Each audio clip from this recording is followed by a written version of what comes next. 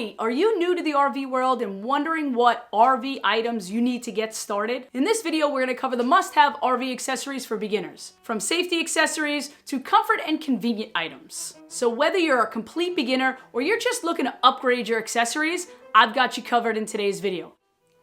Now, the first item up is a good surge protector. A surge protector is something that becomes like a barrier between your RV's electrical system and the electrical system at the campground. It gets plugged right into the pedestal and then you plug your RV into it. Now there are so many different types of surge protectors out there. You just want to make sure that you get a good quality one that will protect your RV in the event of an electrical mishap. In order for you to feel comfortable in your RV has to be level. Now being level is important not only for your comfort, but also so that some of your appliances in your RV work correctly. So you need to get yourself a good set of leveling blocks. Now there are so many different types out there. In fact, I've actually seen people just use wood blocks. I recommend the Anderson blocks because I find that they offer the greatest, range of leveling ability. But there's other options out there too. You're gonna wanna get fresh water to your RV. So you have to go and get yourself a good freshwater hose. The one I recommend is the 0G hose. It is specific for fresh water, and the reason I recommend this hose is quite honestly for ease of storage. Some of the other ones out there are very hard to roll up and store away. The 0G hose is very, very easy to store when you're not using it. Hey, and while you're at it, get yourself a water pressure regulator. Sometimes the water pressure in the campgrounds can be really great, and that force or that pressure can really ruin the water system in your RV. So you want to get yourself a water pressure regulator so you don't have any mishaps. Now, one of the great benefits of having an RV is that you have your own bathroom. So you can take showers, brush your teeth, use the bathroom, but once you do those things, you have to have a way to get rid of the water. Don't underestimate the importance of a good sewer hose because it's one of those things that you never know how important it is until it fails. So you want to get yourself a good one. You want to make sure it's long enough and you want to get all the fittings that go along with it. So that's definitely an item that you want to prioritize on this list.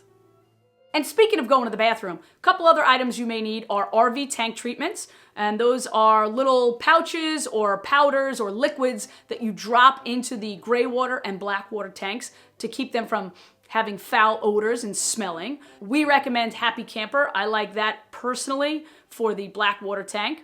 You also want to make sure that you are using RV specific toilet paper. Now, what makes toilet paper RV specific? Funny you should ask. Well, it's the ability for it to break down quickly. So you want to get yourself some RV or marine grade toilet paper. Do not use regular toilet paper in your RV.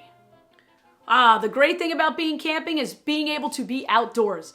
So you want to get yourself some good portable camping chairs. Now, I created a whole video here on a bunch of different chairs and hammocks that we like, but you want to get yourself some good portable chairs.